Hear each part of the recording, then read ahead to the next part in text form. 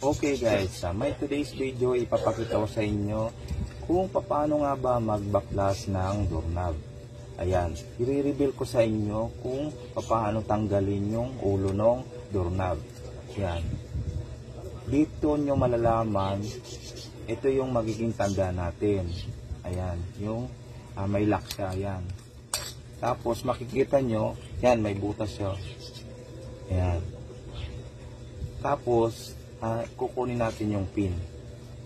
Yang butas na yan, ayan, kung nakita nyo yung butas na yan, susundutin natin siya nito. Ayan. Take note, dapat dito sa may lock niya, tandaan nyo, unang tandaan nyo sa may lock, tapos hanapin nyo yung butas niya sa gilid. Ayun. Ayan. Tapos susundutin natin yan. Ayan. Ayan. Nung nasundot natin, ayan, makikita nyo, matatanggal na natin yung ulo ng doorknob. Ayan. Ayan. Tapos, kung may thread man yung cover nyo, tanggalin natin yan. Ayan. Ayan. Tapos, makikita nyo na yung screw dito, pwede na siyang baklasin. Ayan. Sana may natutunan kayo. Ayan.